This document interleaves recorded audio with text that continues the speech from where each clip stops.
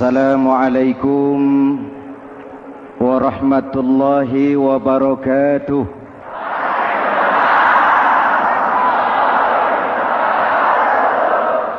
Alhamdulillah wassalatu wassalamu ala Rasulillah Sayyidina Muhammad ibn Abdullah wa ala alihi wa sahbihi wa mawala, amma ba'du.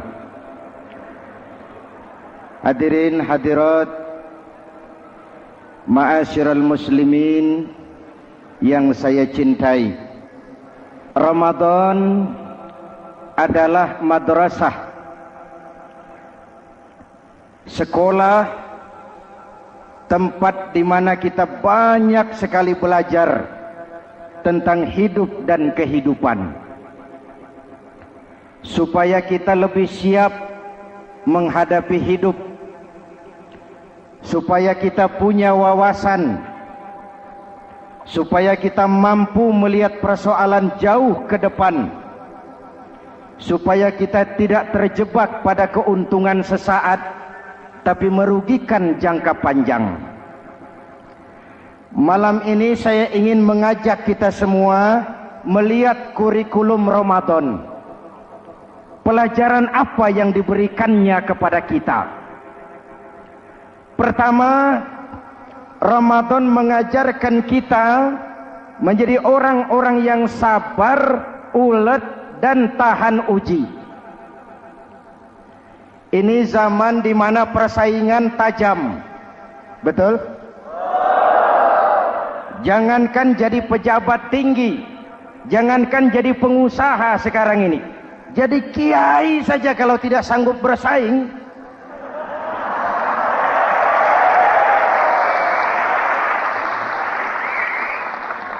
ini bahasa kasar tapi jujur. Karena orang sekarang hidup di zaman banyak pilihan. Akibat persaingan yang semakin tajam, orang sering kehilangan kesabaran. Kepengen cepat kaya, lalu tidak sabar. Makan renten, nipu orang, buka peternakan tuyul,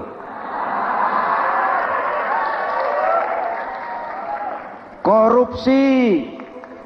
Sekarang ini kan lagi santer Bulog Gate jilid 2. Rupanya memang tajam uang Bulog itu. Bulog sudah memakan salah seorang mantan ketuanya, berdua amang. Bulog sudah memakan seorang presiden. Sekarang Bulog sedang mengarah kepada ketua DPR. Kita lihat hasilnya.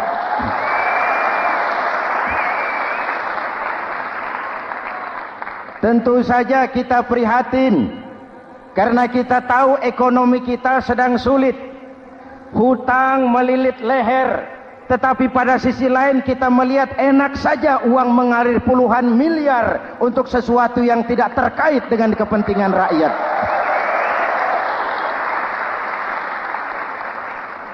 Karena itu puasa mendidik kita sabar, biar lapar melilit perut, biar haus mencekik tenggorokan.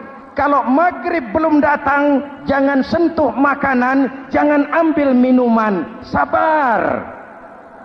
Betul? Ada waktunya. Lalu lintas itu macet karena kendaraan besar tidak mau ngalah, kendaraan kecil tidak tahu diri. Betul? Antrian di pasar kacau karena yang sudah dapat nggak mau minggir, yang di belakang dorong-dorong. Betul? Dimanapun antrian kacau, Bung. Kalau yang sudah dapat mau dapat lagi, yang nunggu kelamaan, akhirnya dorong-dorongan, kacaulah kehidupan sosial. Puasa melatih kita sabar. Karena sebagai bangsa kita punya latar belakang sejarah. Kita ini bangsa yang ditempa oleh segala macam kesulitan.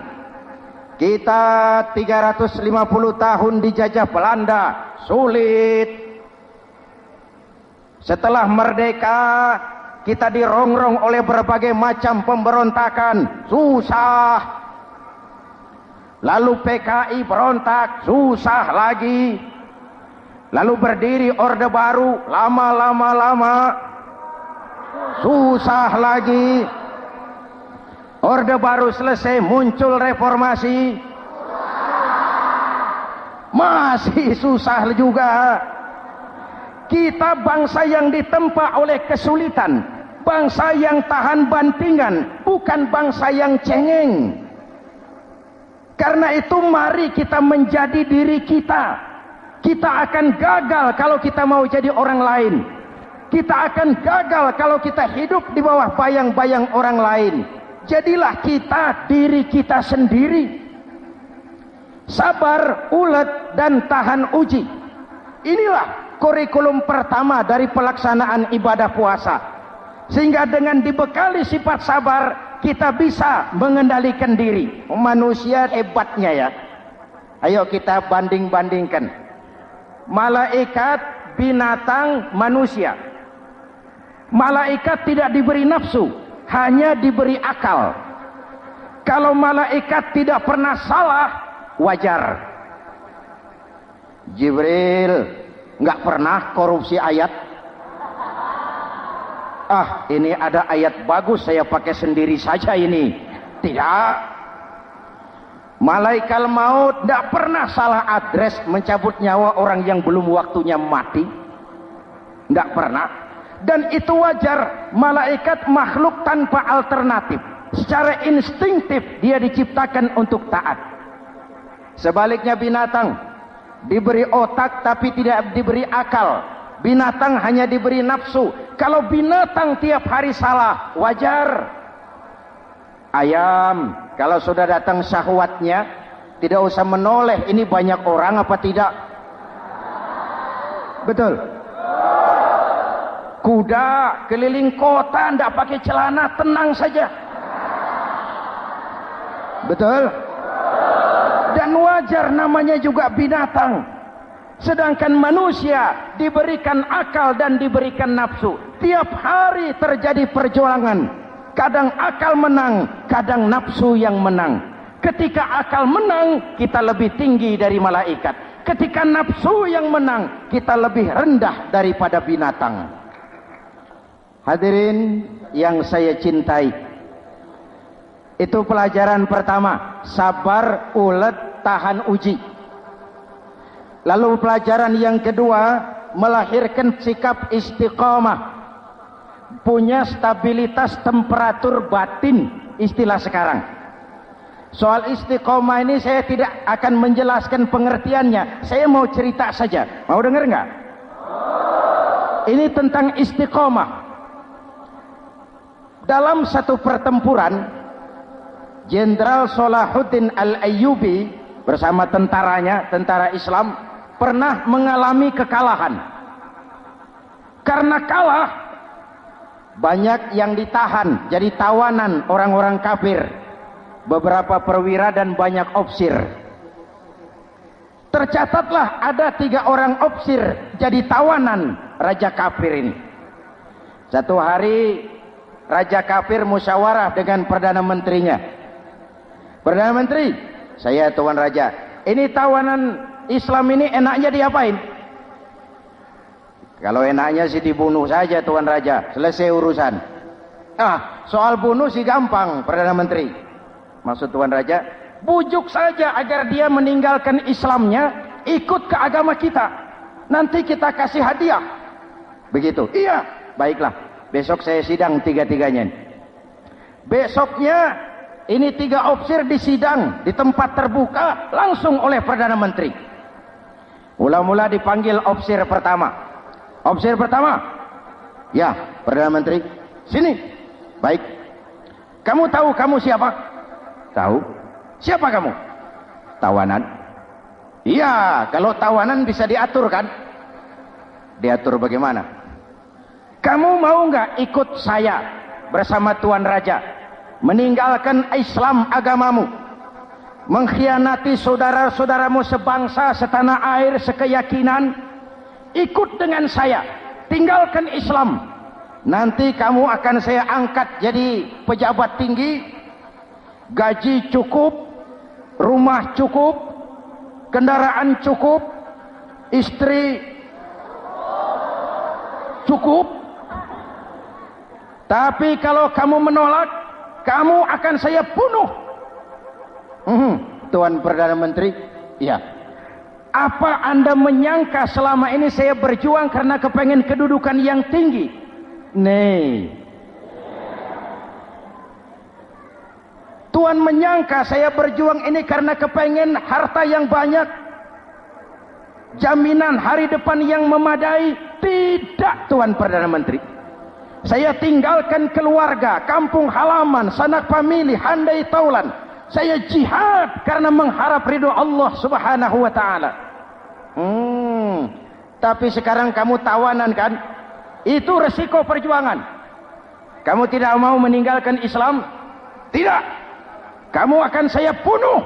Silakan. Kamu tidak takut mati? Tidak. Kamu berani? Dari kemarin. Apa dikira baru sekarang saya berani? Tuan Perdana Menteri, saya berharap memang saat-saat seperti ini bisa saya temukan. Ibadah saya sedikit, solat saya kurang, puasa saya kurang. Barangkali dengan jihad saya bersimbah darah, mati di tangan Tuhan, Allah akan mengampuni dosa-dosa saya dan saya dapat tiket untuk mencapai keridhaannya.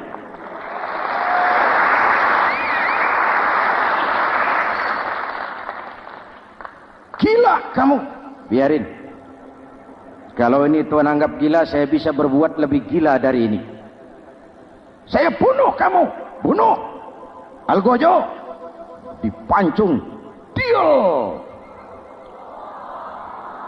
Ini terlepas kepalanya dari badannya, menggeluntung kepalanya ke bawah, jatuh bergelindingan. Itu kepala lepas dari badan, ngaji, baca ayat Quran, sampai Perdana Menteri bingung. Minggir, ini ada kepala ngaji. Ayatnya yang dibaca, ya ayyatuhan nafsul mutmainnah irji'i ila rabbiki radiyatan mardiyah.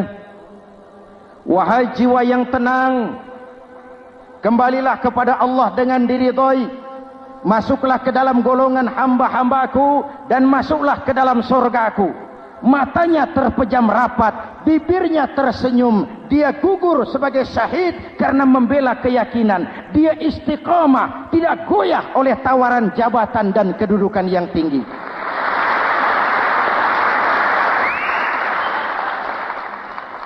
Perdana Menteri geleng kepala, dasar orang Islam. Panggil officer kedua. Officer kedua, ya Perdana Menteri. Kamu sudah lihat temanmu yang barusan? Sudah. Mati kan? Mati. Kamu bagaimana? Mau tetap berjuang untuk Islam atau ikut kami? Jabatan tinggi, kedudukan tinggi, rumah tinggi. Bagaimana? Atau mau mati seperti teman kamu barusan? Sudah kamu pikir? Sudah, Perdana Menteri. Sudah apa? Sudah, jangan banyak omong. Maksud kamu apa? Saya sudah tidak sabar mau nyusul teman saya yang barusan itu. Saya tidak bayangkan bagaimana disambut oleh malaikat di surga, disambut oleh para bidadari di surga, menggapai ridho Allah. Oh, Perdana Menteri, sudah jangan banyak omong. Kalau mau potong, potong saya. Perdana Menteri bilang ini lebih gila dari yang pertama itu. Yang pertama masih mau diajak ngomong, ini malah langsung minta disembelih. Ayo, Algojo, potong. Potong lagi. Deal. Terpisah lagi kepalanya dengan badan, jatuh ke bawah, menggeluntung, ngaji lagi. Ayatnya yang dibaca, wujuhun yawma izin nadirah ila rabbiha nadirah. Muka mereka hari itu berseri-seri kepada ridho Allah. Mereka memandang, bibirnya senyum, matanya terpejam, dan dia ajal dengan husnul khatimah, mendapat syahid karena teguh punya keyakinan, istiqamah dalam perjuangan, tidak goyang, tidak mencela dan mencele.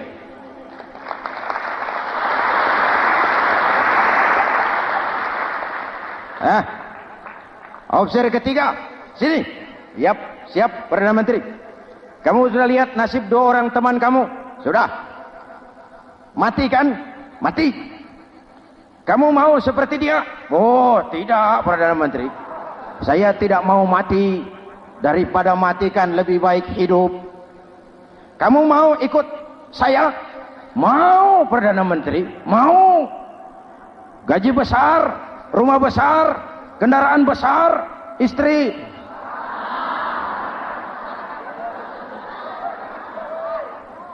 Mau Perdana Menteri, saya mau.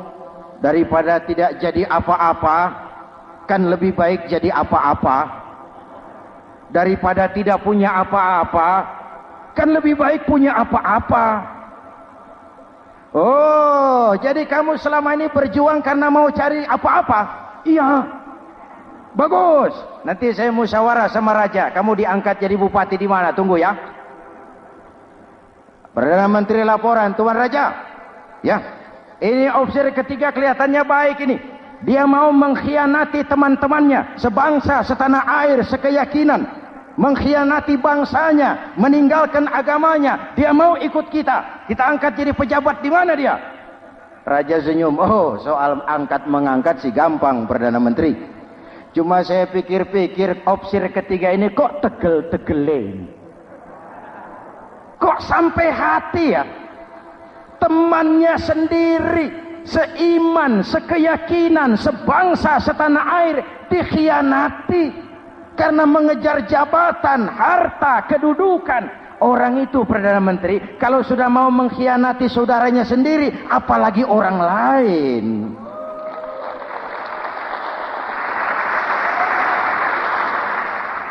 Ini opsi ketiga, ini opsi bejat.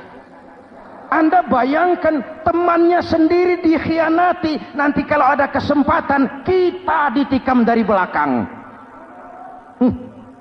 Jadi bagaimana Tuan Raja? Malah kalau saya lihat yang 2 yang sudah mati itu orang hebat Perdana Menteri. Punya pendirian, istiqamah. Malah kalau bisa yang 2 itu dihidupin lagi. Loh, dihidupin bagaimana Tuan Raja, sudah kadang mati. Jadi bagaimana ya opsi ketiga ini? Bunuh. Bunuh, bunuh. Buat apa piara benalu jadi duri di kaki nanti? Bunuh. Baik, Perdana Menteri kembali. Opsi ketiga, siap Perdana Menteri. Saya jadi bupati di mana? Bupati, modar sampean. Loh, saya mau dibunuh. Bunuh. Katanya kalau ikut agama Tuhan, meninggalkan agama kami, saya akan jadi pejabat tinggi. Kamu opsi bejat, kamu tidak punya pendirian. Saudaramu sendiri seagama kamu khianati, apalagi orang lain. Potongan kayak kamu jadi pejabat, rusak negara.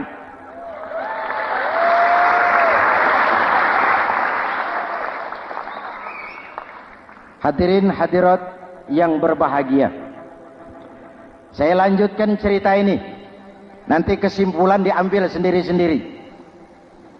Jadi saya mau dibunuh Tuan Perdana Menteri. Ya, kamu mau dibunuh. Tidak jadi pejabat. Tidak. Kamu bejat. Bejat kok mau jadi pejabat. Nanti juga kalau kamu jadi pejabat, paling kerjamu memperkaya dirimu sendiri. Paling banter keluargamu dan golonganmu. Rakyat tetap saja tidak terurus.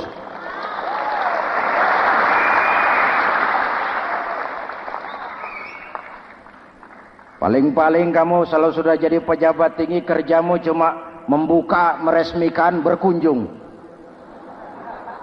Berkunjung, meresmikan, membuka. Membuka, meresmikan, berkunjung. Lah kapan kamu ngurus rakyatnya? Bejat kamu. Jadi saya dibunuh, bunuh. Iyalah, kalau mau dibunuh ya saya bunuh, tapi saya mau Islam lagi ah.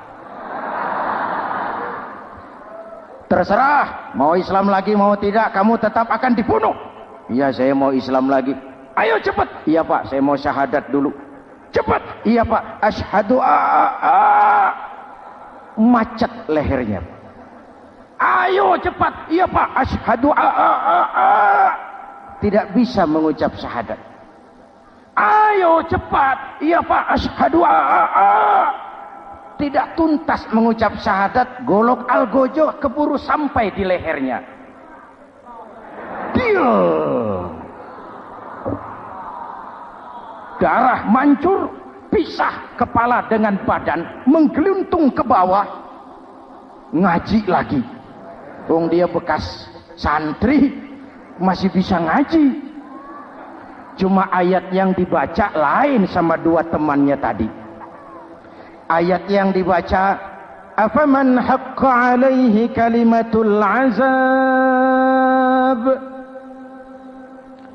afaman haqqa alaihi kalimatul azab, afa anta tunkizu man finnar.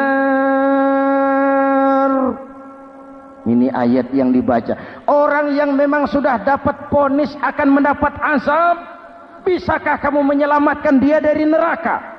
Bertahun-tahun berjuang di bawah bendera Islam untuk kejayaan Islam. Di akhir hayatnya dia tergoda oleh kedudukan dan harta, oleh jabatan dan pangkat. Ia bergeser, imannya rapuh, hilang istiqamahnya, ditinggalkan agamanya, dan dalam keadaan begitu dia mati. Dia su'ul khatimah. Na'udzu.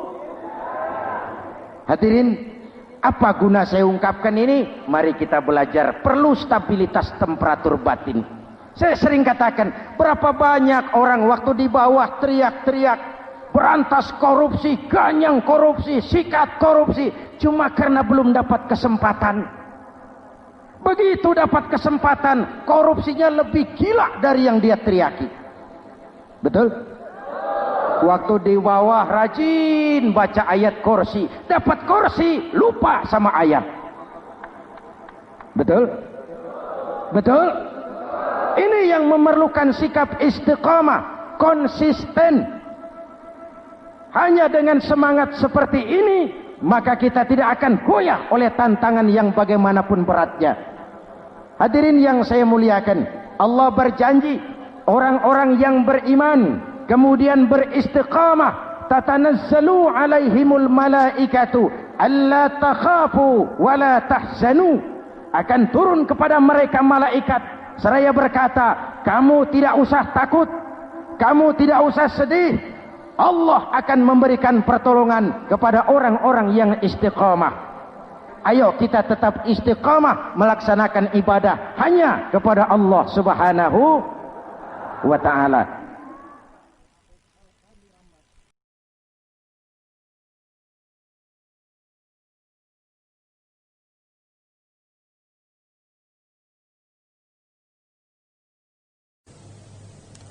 Salah satu keistimewaan Ramadan adalah karena di dalamnya terdapat satu malam yang mempunyai bobot khairun min alfi syahrin.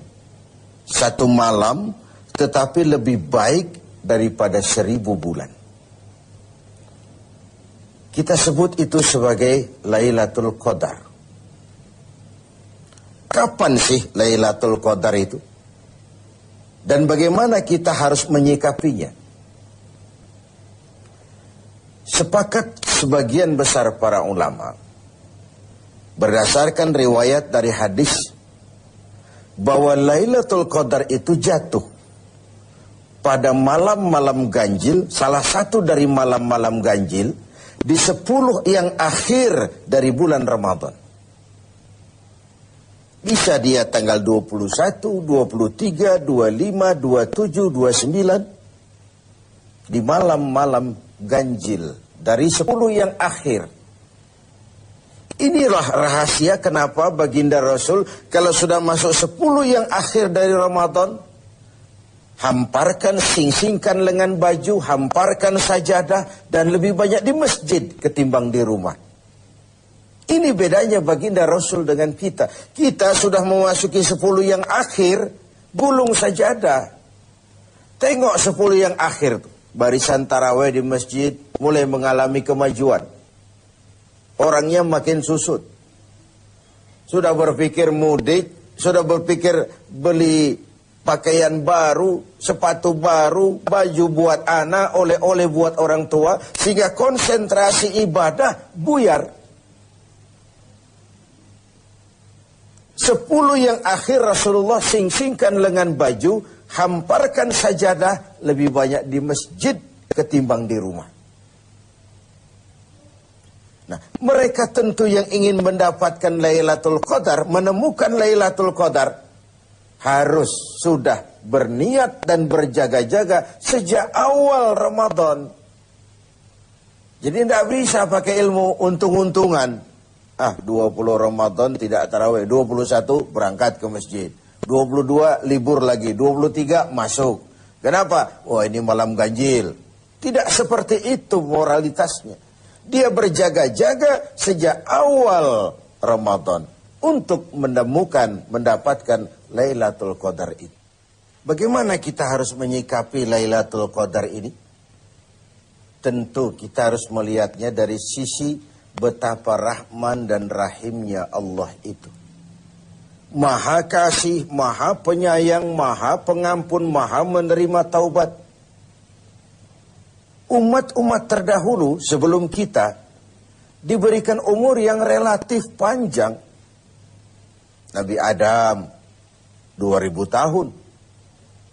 Nabi Nuh 950 tahun. Rata-rata umatnya ya sekian itu umurnya. Jadi secara hitung dagang, kalau 300 tahun mereka bergelimang dosa, kan masih punya stok 400 tahun untuk bertaubat. Umpama hitung-hitungannya harus begitu. Kita umat Nabi Muhammad ini, umat terakhir ini, diberikan umur yang relatif pendek. Bahkan kalau mencontoh kepada Rasul, 63 tahun beliau wafat meninggalkan kita semua. 63 tahun. Taruhlah kita seperti itu. Kalau 40 tahun kita bergelimang dosa, sisa umur cuma 33 tahun, ditebus dengan taubat seperti itu, kan belum seimbang neracanya. Apa dosa lalu harus tidak terampuni? Apa tidak ada peluang untuk melakukan pemutihan terhadap seluruh kesalahan yang pernah kita lakukan? Dari sisi inilah kita melihat makna Lailatul Qadar. Allah yang maha pengasih, Allah yang maha penyayang, seakan tidak langsung saja bilang, "Hai umat Islam, sekalipun umurmu relatif pendek, kau jangan pesimis, kau jangan skeptis. Sekalipun begitu banyak kesalahan kau lakukan, dosa kau tumpuk, dan umurmu relatif pendek, jangan sedih. Aku berikan kepadamu waktu dan tempat yang punya nilai spesifik. Waktu dan tempat yang punya nilai istimewa. Tugasmu memanfaatkan peluang yang diberikan itu. Itu sebabnya ada penggandaan nilai pahala. Solat berjamaah pahalanya 27 kali lipat daripada solat sendiri. Beribadah di hari Jumat mendapat tambahan pahala. Solat di Masjidil Haram di Mekah 100.000 kali pahalanya ketimbang di masjid-masjid biasa. Itu tidak lalu berarti sudah solat di sana lalu berhenti lagi solat di mana-mana karena merasa sudah banyak stok. Sudah punya banyak devisa. Bukan itu pengertiannya. Ada ruang dan waktu yang punya nilai istimewa. Kalau kita pandai memanfaatkannya, maka nilai lipat-kelipatan dari ibadah kita itu diberikan oleh Allah Subhanahu wa ta'ala. Itulah sebabnya Allah menyediakan ada bulan istimewa Ramadan. Ada hari istimewa Jumat, ada waktu istimewa sepertiga malam yang akhir, ada tempat istimewa Arafah, Mina, Multazam, Raudhah, Zamzam. Ada waktu yaitu Lailatul Qadar. Satu malam lebih baik dari 1000 bulan. 1000 bulan itu kan 83 tahun. Dan jarang orang sekarang yang mencapai umur 83 tahun. Yang kedua, kita harus melihat Lailatul Qadar ini dari perspektif kita sebagai manusia. Tidak ada orang yang tidak pernah salah. Sengaja atau tidak, kecil atau besar, khilaf atau terpaksa, setiap kita mesti pernah melakukan kesalahan. Ya kepada sesama manusia, ya juga kepada Allah.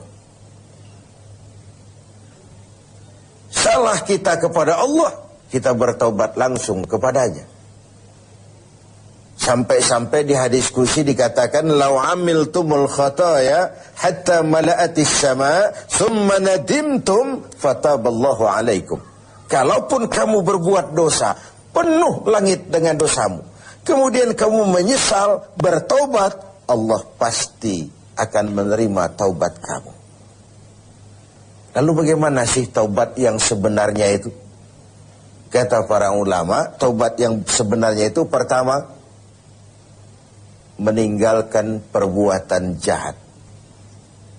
Yang kedua, berjanji tidak akan pernah mengulanginya lagi.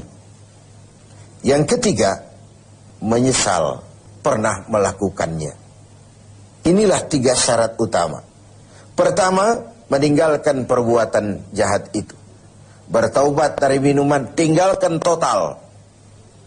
Bertaubat dari judi, tinggalkan total. Bertaubat kepada Allah dari melakukan maksiat, tinggalkan secara total. Meninggalkan perbuatan jahat. Dan total, tidak angin-anginan.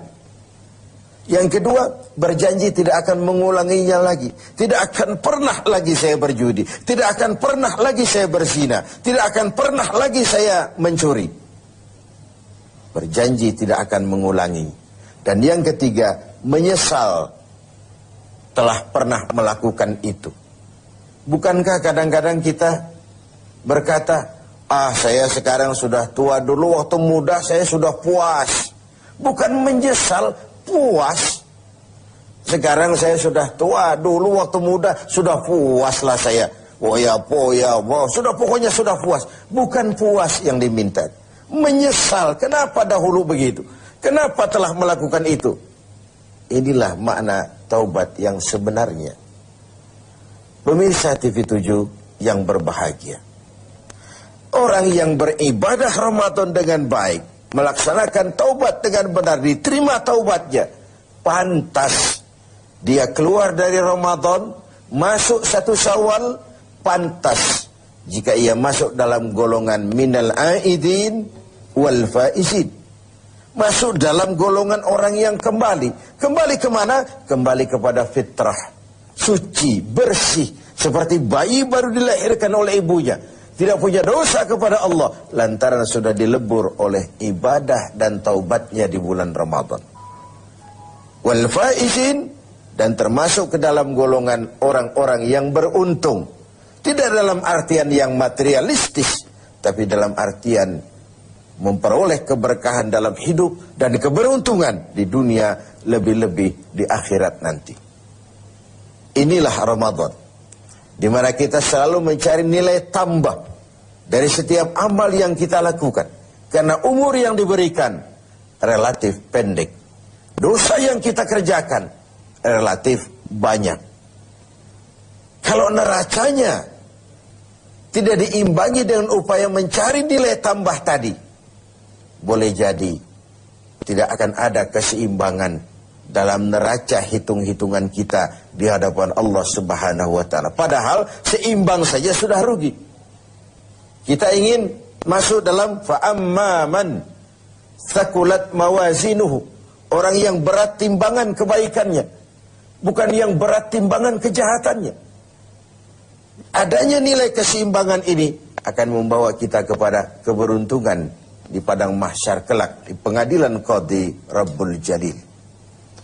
Oleh karena itu, dalam setiap langkah di Ramadan, mengisi Ramadan ini, kita tetap berupaya mencari nilai tambah dari suatu amal. Dan amalan itu Bagaimanapun baiknya sudah kita kerjakan, tetap mengacu kepada faidza faraghta fansab. Kalau sudah selesai kau kerjakan satu perbuatan, sing-singkan lengan bajumu, bersiaplah untuk tugas berikutnya. Tidak ada puas, tidak ada prestasi puncak. Bagaimanapun baiknya sudah yang kita lakukan, dia hanya awal menuju ke arah